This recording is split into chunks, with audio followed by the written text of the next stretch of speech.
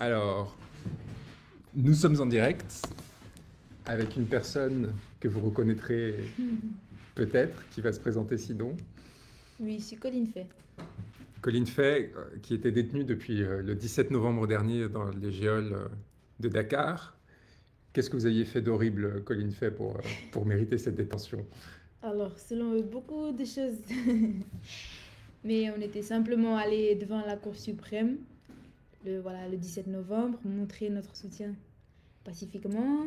On était peu assis ensemble, attendre le verdict. Voilà. Mais l'heure de la ramasse a sonné. Il y a eu beaucoup d'arrestations ce jour-là. Beaucoup, et je suis persuadée que beaucoup de personnes se sont rassemblées là-bas ce jour-là. Mais c'est aussi dans la dynamique du pouvoir de montrer des espaces déserts, donner cette impression que le peuple a abandonné Sonko, voilà, ce qu'ils aiment dire, alors que la vérité est autre. Donc, qu'est-ce qui vient de se passer? Colline Fay, citoyenne française iséroise de 26 ans, kinésithérapeute, militante, qui s'était installée au Sénégal il y a combien de temps? Un peu plus d'un an. Un peu plus d'un an, Oui.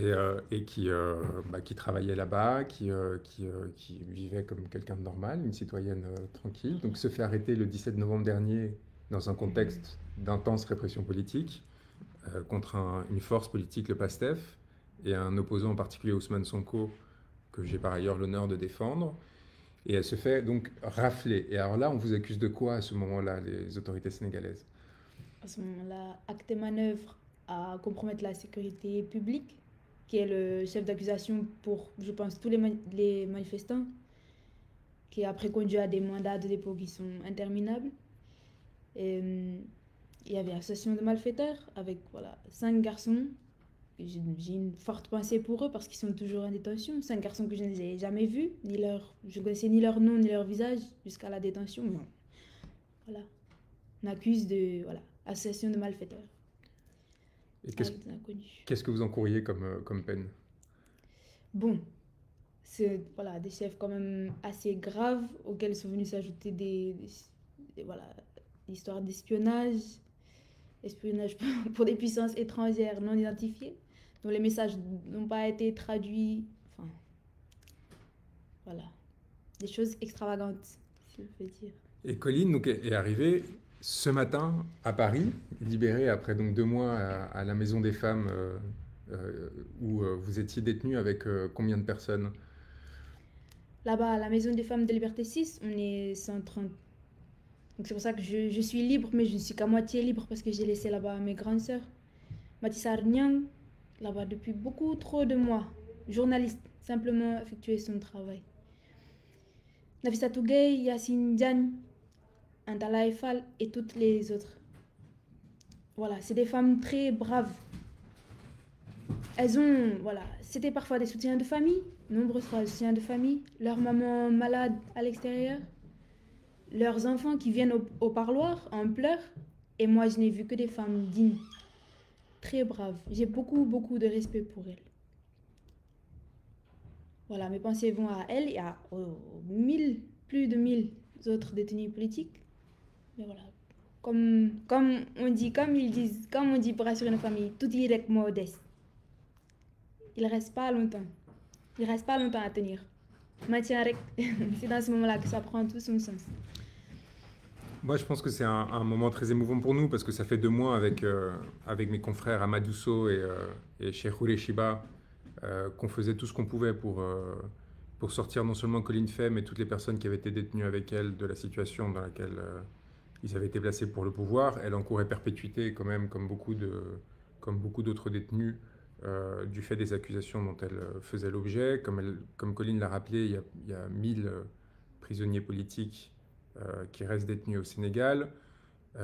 On est triste en fait qu'elle soit sortie seule, vraiment triste parce que c'est assez révélateur de ce qui est en train de se passer au Sénégal et soulagé évidemment pour elle individuellement, pour sa famille qui a été un peu prise en otage avec elle par le gouvernement. Très heureux de la mobilisation extraordinaire qu'il y a eu en sa faveur en France et de ce que sa situation a permis de faire connaître de la souffrance et de la situation du peuple sénégalais dans cette situation.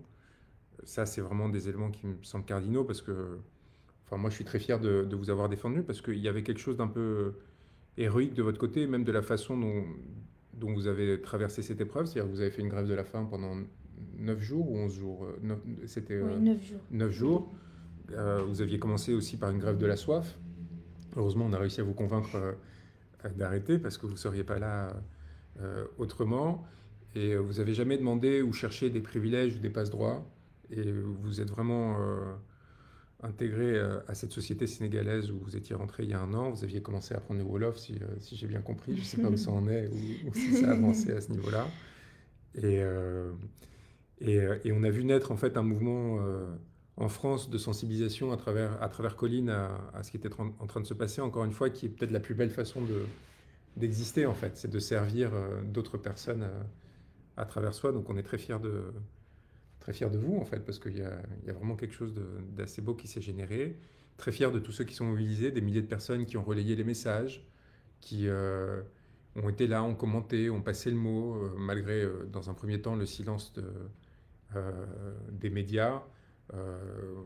On est très reconnaissant, moi je suis très reconnaissant à France Bleu Isère qui a osé casser un peu ce silence et qui a notamment accompagné après la famille dans chacune des manifestations et toutes les personnes qui sont mobilisées, les militants, qui soient de XR, qui soient écologistes, qui soient simples citoyens, de la diaspora, qui ont permis en fait de maintenir l'attention sur ce gouvernement très particulier qui nous a laissé un peu de côté, qui communiquait pas beaucoup avec nous, qui nous donnait pas d'éléments de compréhension de ce qui était en train de se passer et qui visiblement était un peu gêné en fait par la situation et par le fait qu'il y ait une citoyenne française qui soit devenue une sorte de victime collatérale de ce qui se passait au Sénégal, parce que c'est facile d'oublier les souffrances que les gens connaissent quand ils sont loin de nous. C'est plus difficile quand il y a quelqu'un qui était à côté de nous, qui tout d'un coup se retrouve pris dans ce piège. Donc là aussi, je trouvais ça assez joli et on est très ému. Je pense que vous êtes très fatigué aussi de ce que vous avez vécu. Oui. Est-ce que vous voulez nous dire quelque chose, je sais pas, sur ce que vous avez vécu dans la prison, peut-être quelque chose que vous avez vu qui vous aurait marqué particulièrement, quelque chose que vous aimeriez faire connaître aux gens de ce que vous avez traversé pendant cette période qui vous viendrait à l'esprit comme ça, spontanément? Oui, déjà rapidement remercier vraiment du fond du cœur, même si je ne suis pas encore au courant de tout ce qui s'est passé, mais ça fait vraiment chaud au cœur. Voilà. Toutes les mobilisations, tant au Sénégal, en France, en Espagne, je remercie vraiment chaque personne qui a apporté voilà, son grain de sable. Et évidemment le travail des avocats, Maître Juan Blanco ici présent et Maître Korishiba, Maître Madousso. Leur soutien moral a été très très très important pour moi dans ce processus. Et la prison, bon, pour moi, les principales choses qui doivent être dénoncées, et qu'on sait déjà, mais la surpopulation carcérale, en fait, c'est pas tolérable. On parle de rebus, mais chez les femmes, c'est pareil. Moi, j'ai partagé mon matelas d'une seule personne pendant plus d'un mois avec une femme enceinte. C'est pas sûr. Là-bas, il y a plein d'enfants, entre 0 et 2 ans. J'ai vu de nombreux enfants faire leurs premiers pas dans la prison. La négligence médicale, il y a beaucoup de choses qui sont, voilà, qui sont à dénoncer. Moi, ce qui m'a touchée particulièrement, c'est la détermination des patriotes.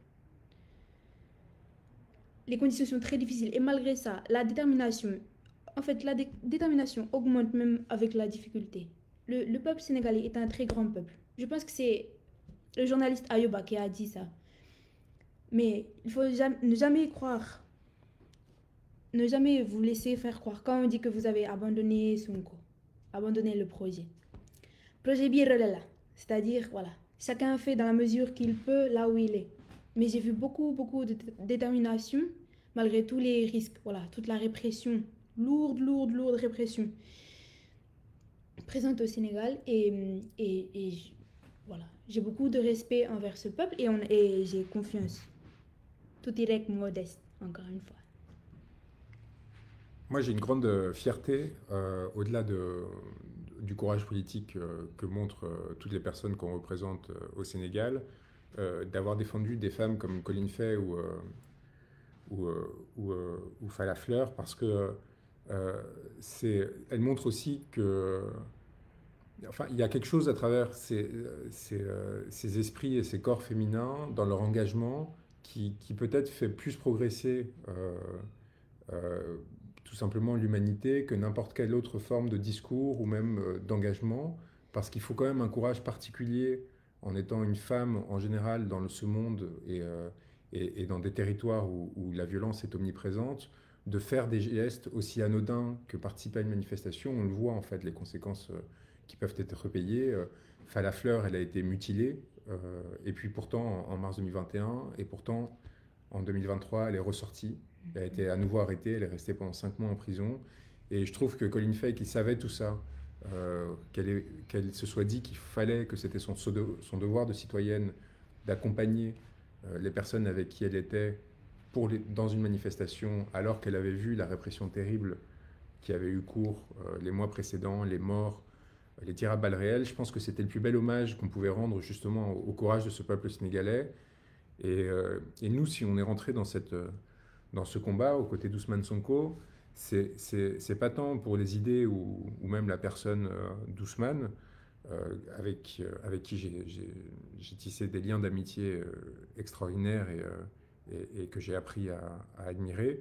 Mais en fait, c'est surtout pour le courage qu'a montré le peuple sénégalais, en fait. C'est-à-dire sa capacité à, malgré les balles, malgré la violence gratuite, malgré l'énergie, à tenir droit et à dire maintien rec, on lâche pas, on est là et on tient notre souveraineté à notre dignité et on ne pliera pas. Et donc voir qu'il y a des personnes qui du monde entier à un moment donné se sont greffées pacifiquement à cette lutte et qui ont décidé parce qu'elles avaient un lien avec le Sénégal. Je pense que vous, c'est un lien de ce que vous me racontiez tout à l'heure qui vous vient de Madrid, c'est ça, que vous aviez rencontré là-bas des Sénégalais dans le cadre de mobilisation et qui ont commencé à vous parler d'Ousmane Sonko. C'est ça? Comment ça a commencé ça? Je trouvais ça très touchant quand vous m'en avez parlé. Oui, les Sénégalais de la diaspora que j'ai rencontrés un peu par hasard, et dès qu'on parlait de politique, il y avait tellement d'admiration quand on parlait de Sonko. Sonko, c'était comme un phénomène, même avant de connaître son histoire, son parcours. Les Sénégalais de la diaspora parlent de lui avec beaucoup d'admiration, beaucoup de respect, beaucoup d'espoir, et en fait, ça veut déjà dire beaucoup de choses. Après, voilà.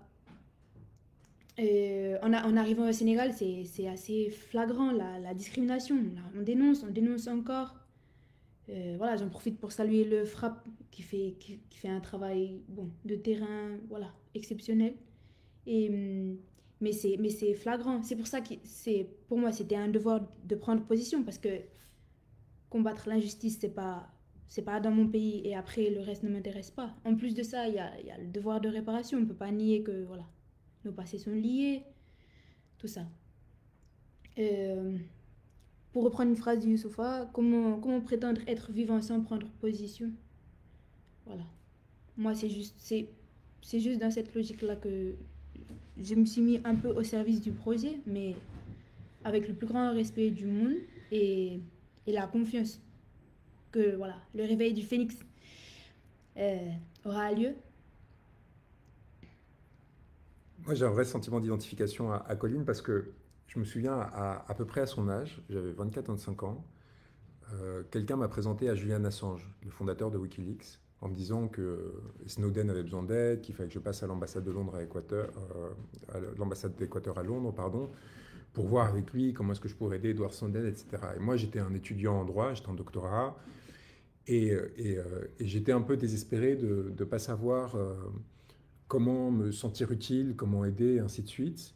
Et je me souviens de quand ils m'ont proposé de commencer à travailler avec Wikileaks, d'un sentiment immédiat de reconnaissance que j'ai eu à leur égard, parce qu'en fait, ils me donnaient la possibilité auquel beaucoup de gens aspirent, qui consiste justement à servir une cause, servir une idée et essayer de rendre le monde meilleur. Et la première réflexe que j'ai eu, c'est ok, comment est-ce que j'utilise ce privilège pour le redistribuer? Et des engagements comme celui du peuple sénégalais en ce moment, pour leur souveraineté et leur démocratie, en fait, résonnent à travers le monde et donnent à des personnes soit la possibilité de s'engager, soit un exemple qui va leur permettre à leur tour, sur leur pays, dans leur territoire, de construire quelque chose de meilleur et avec des principes qui sont beaux, c'est-à-dire de pacifisme, d'engagement citoyen, de représentativité. Et donc là, je trouve ça très émouvant, en fait, ce point de contact. Et je comprends qu'on ait voulu vous faire tomber, du coup. Je comprends qu'en fait, le gouvernement en place ait fait de vous un point de tension et de friction et se soit dit qu'il fallait se débarrasser de vous parce que symboliquement, en fait, ça casse aussi toute la dynamique qu'ils ont essayé de construire, qui consiste à dire, ah oui, euh, c'est euh, c'est la France contre le Sénégal, c'est une histoire de couleur de peau, et ainsi de suite.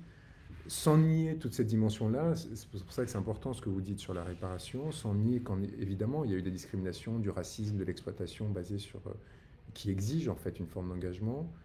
À travers vous, il y a aussi une sorte d'espoir et de possibilité de réconciliation à l'avenir qui se construit. C'est-à-dire de dire qu'en fait, il y a eu en France des personnes qui n'ont pas suivi la ligne du gouvernement, qui consistait à accepter la violence, à accepter la corruption, et qui ont dit non, non, moi je suis du côté d'un peuple. Et en tant que membre d'un autre peuple, je me joins à eux et je crée ce lien. Et ça, honnêtement, je pense que c'est la plus belle chose qu'on puisse construire quand on est un citoyen. Et puis par ailleurs, enfin, vous faisiez un travail important de ce que j'ai compris à Dakar. Qu'est-ce que vous étiez, c'était quoi votre travail? Racontez-nous en quelques mots.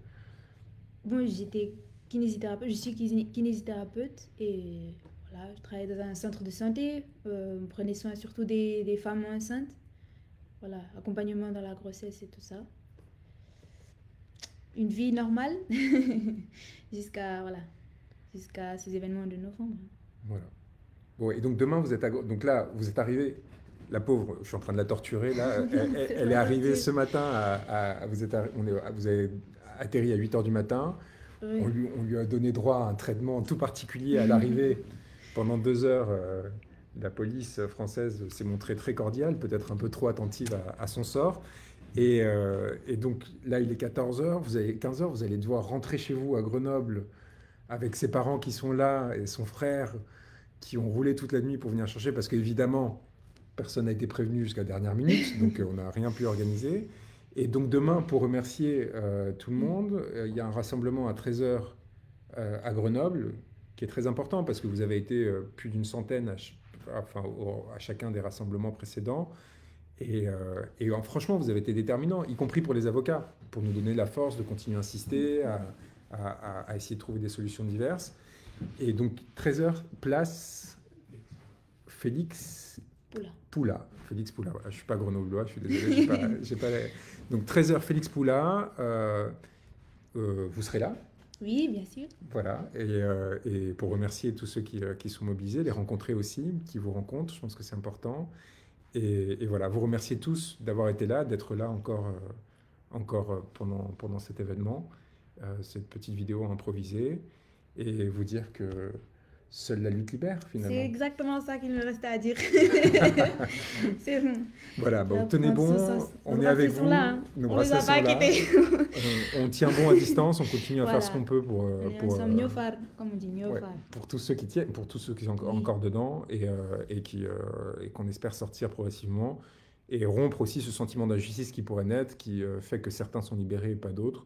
On sait très bien le traitement injuste et quelque part en fait raciste qui est appliqué par le pouvoir sur ces questions et ça, c'était quelque chose que Colline m'a dit tout de suite la première fois qu'on a parlé au téléphone. Elle m'a dit qu'elle voulait aucun privilège et le deuxième élément, elle m'a dit tout ce qu'il faut pour la cause. Donc là, j'ai compris que ça m'a rassuré sur le fait qu'elle allait tenir le temps nécessaire. Voilà, on vous embrasse très fort. Merci encore. C'était surtout pour vous remercier et pour vous dire qu'on était là et qu'on continue et qu'on lâche rien. Voilà, voilà. Ciao, ciao. Merci, Elisabeth. Ciao, ciao.